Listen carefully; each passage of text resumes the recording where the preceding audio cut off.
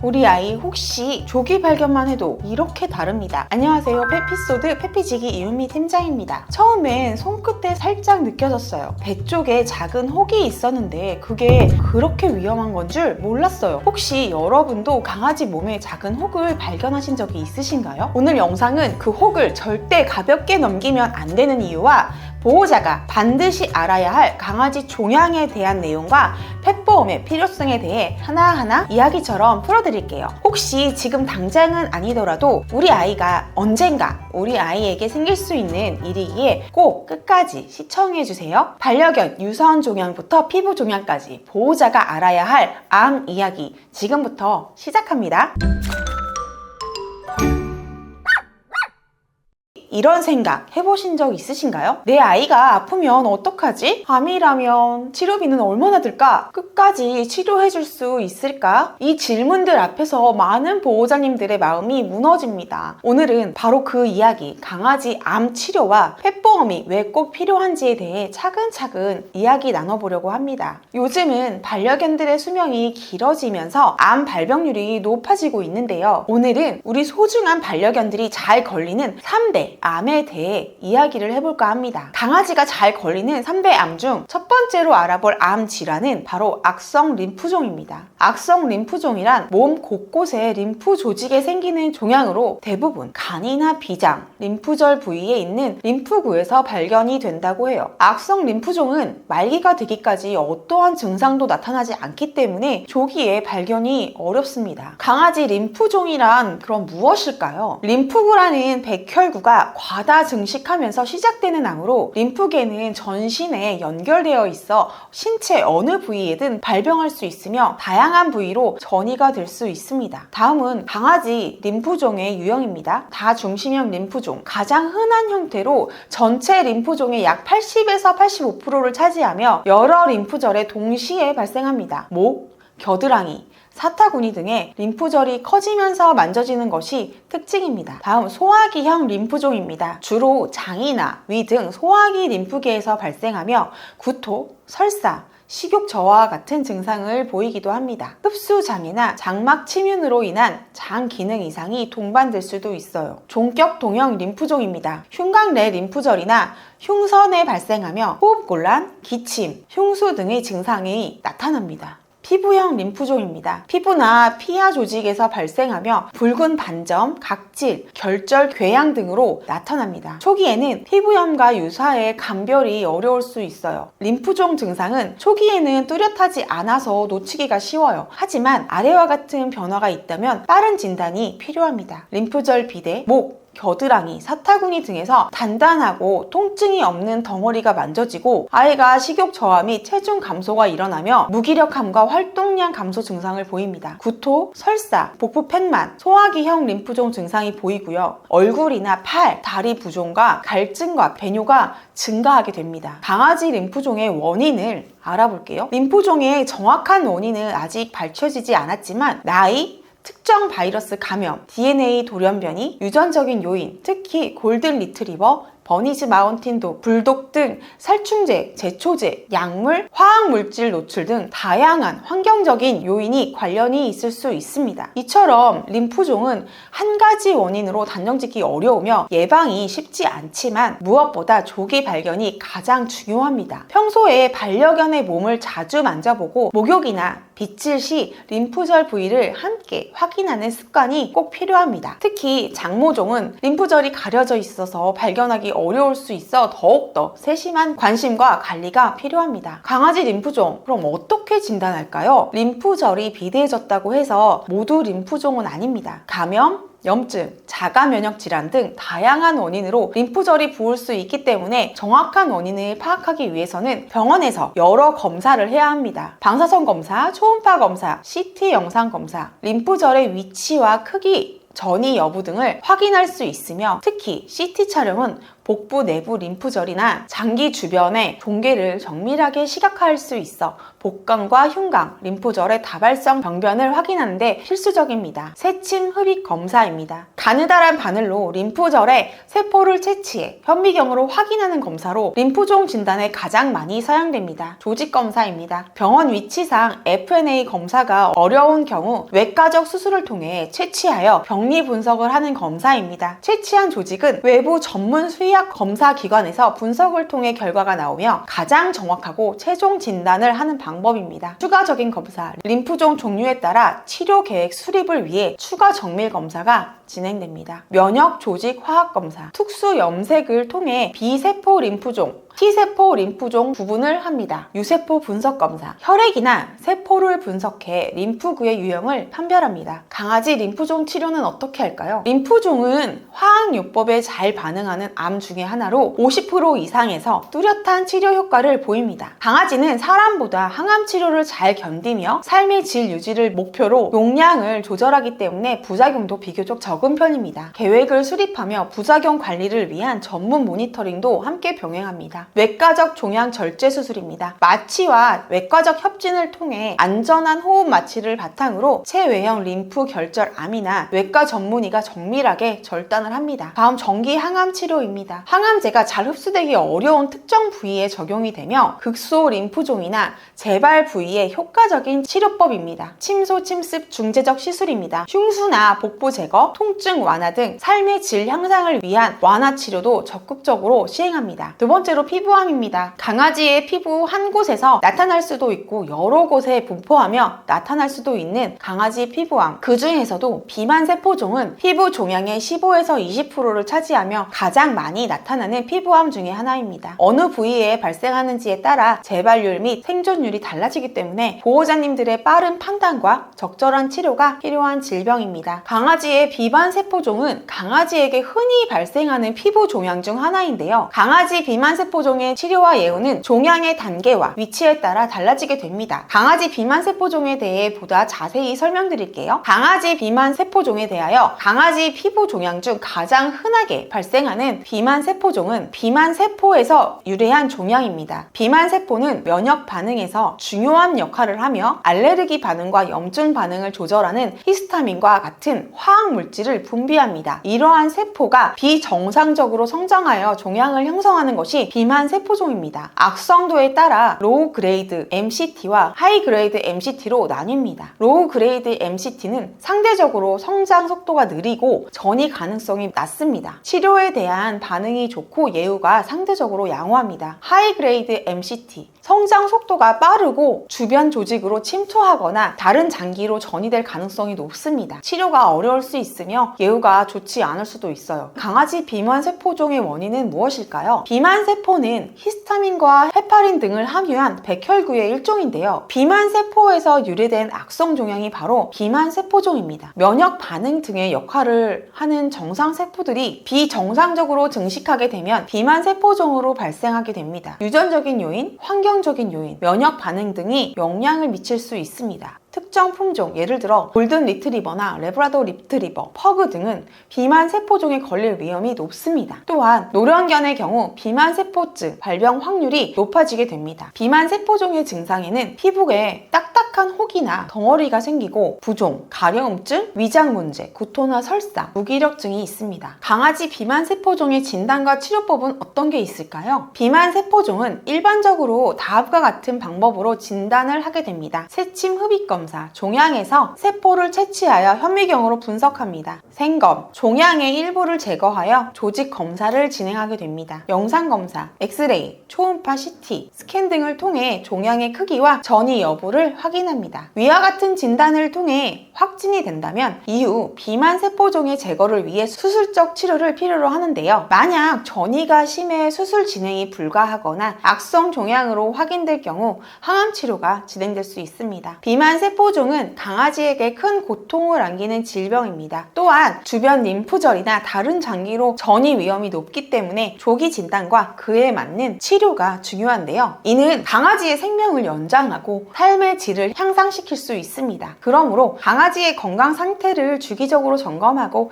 비만 세포종이 의심되는 증상, 피부 종괴가 있고 커지는 모습이 나타난다면 즉시 수의사와 상담하는 것이 중요합니다. 또한 적절한 치료 계획을 세우고 강아지의 상태를 지속적으로 모니터링하여 최선의 결과를 도모해야 합니다. 비만 세포종의 예후는 종양의 단계, 크기, 위치, 전이 여부에 따라 크게 달라집니다. 조기에 발견하여 적절히 치료하면 예후가 좋을 수 있지만 전이가 있거나 치료가 늦어진 경우 예후가 나쁠 수도 있습니다. 강아지가 비만 세포종으로 의심되는 증상이 보일 경우 무엇보다 빠른 진단과 치료가 가장 중요합니다. 수의사와 상의하여 최선의 치료 방법을 결정하시는 것을 권장드립니다. 세 번째로 잘 걸리는 암은 유선 종양입니다. 대부분 중성화 수술을 하지 않은 암컷 노령견에게서 많이 발병하며 복부나 유두 주위에 멍울이 생기는데요. 림프절을 통해 다른 장기로 전이될 확률이 있으며 사망률도 높은 질병 중 하나이니 만약 중성화 수술을 하지 않은 암컷이라면 주의해주세요. 조기 발견을 위해서는 평소 반려견의 몸을 구석구석 만져보고 혹이나 멍울이 잡히는 부분이 있는지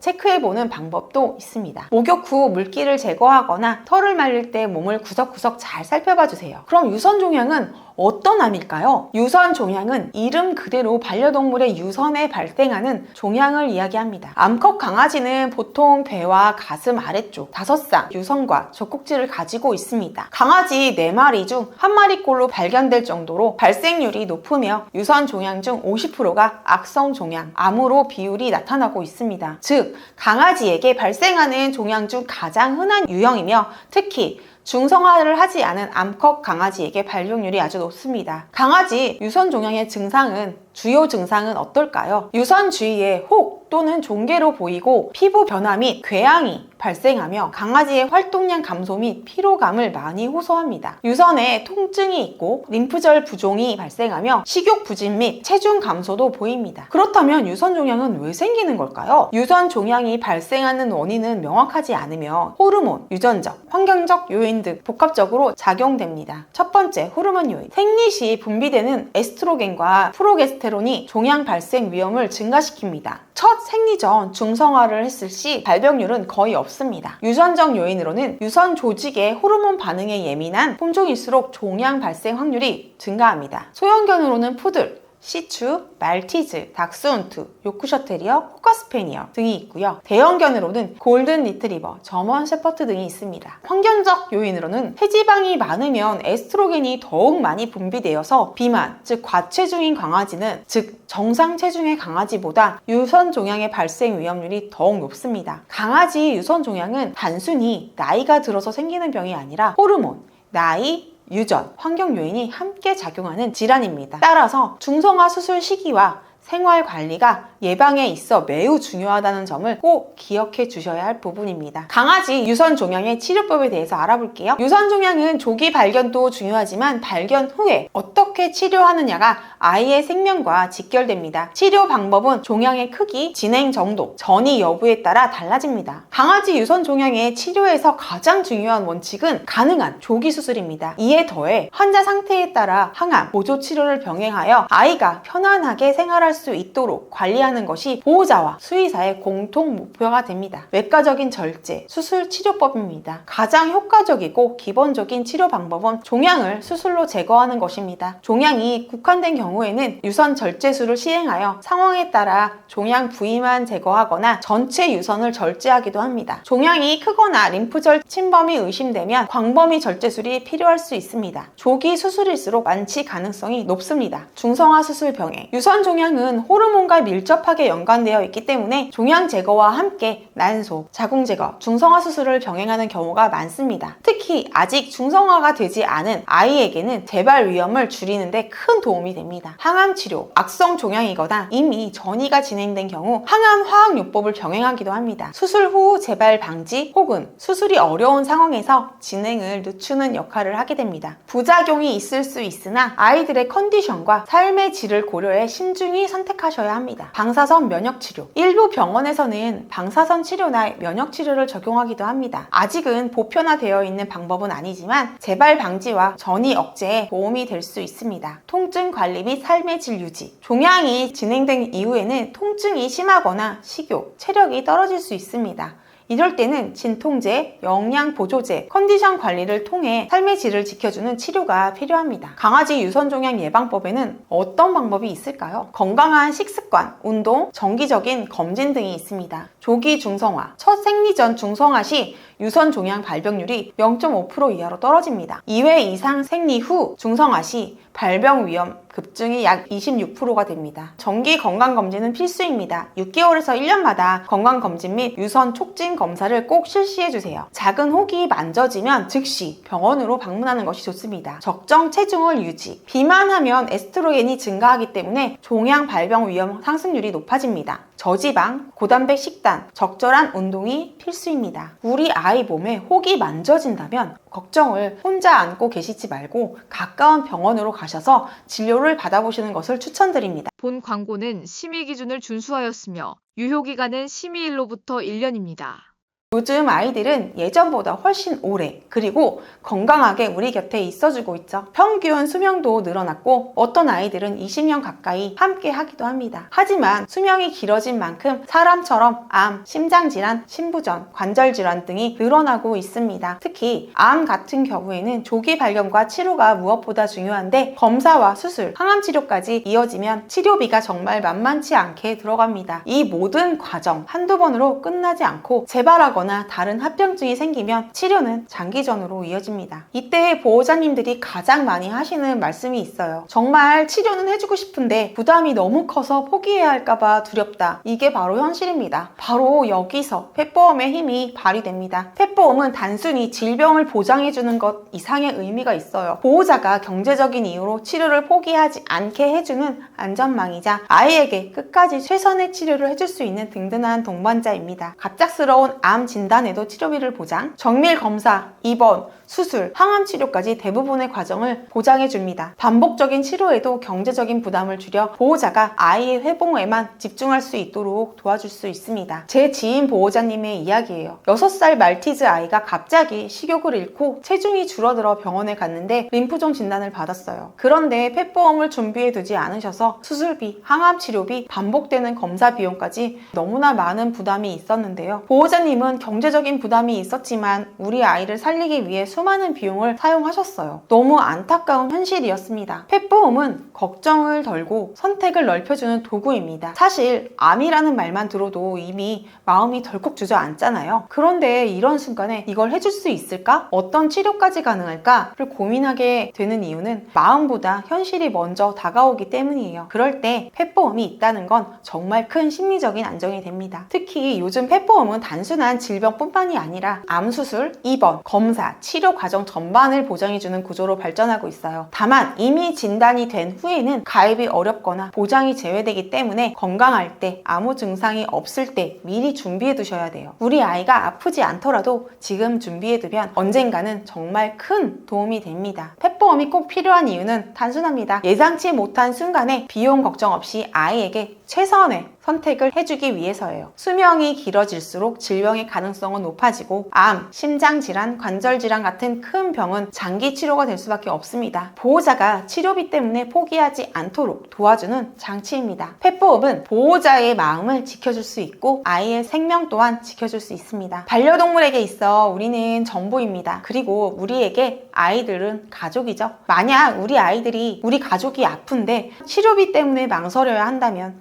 그만큼 마음 아픈 일도 없을 겁니다. 펫보험은 단순한 선택이 아니라 아이와 끝까지 함께하기 위한 사랑의 준비라고 생각합니다. 혹 하나로 시작된 걱정이 진단이 되고 어느새 수술과 회복 그리고 보호자의 걱정되는 긴 밤으로 연결이 되죠. 그 사이에 수없이 많은 고민과 눈물이 있었을 거예요. 강아지는 아프다고 말할 수 없기에 그저 눈빛으로 행동으로 조심스럽게 우리에게 신호를 보내죠. 하지만 너무 겁먹지 마세요. 혹은 빨리 알아챈 것으로도 지금 이 영상을 보고 계신 계신 것도 이미 아이에게 정말 큰 사랑을 주고 계신 거예요. 그 신호를 가장 먼저 알아채고 지금 이 영상을 찾아보신 여러분은 이미 최고의 보호자이십니다. 혹시 아직 팩보험을 고민하고 계신다면 오늘 이 영상을 계기로 꼭 한번 진지하게 생각해 보시길 바랍니다. 지금 내 곁에 있는 이 작은 생명이 앞으로도 오래오래 건강하게 우리와 함께 숨쉬고 웃을 수 있도록 페피소드가 진심을 다해 곁에서 함께 하겠습니다. 강아지를 향한 보호자님들의 걱정과 사랑, 이 모든 이야기를 듣는 시간,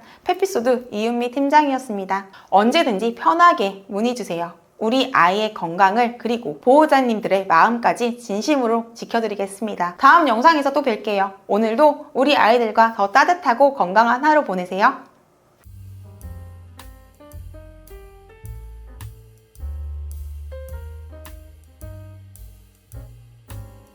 본 광고는 심의 기준을 준수하였으며 유효기간은 심의일로부터 1년입니다.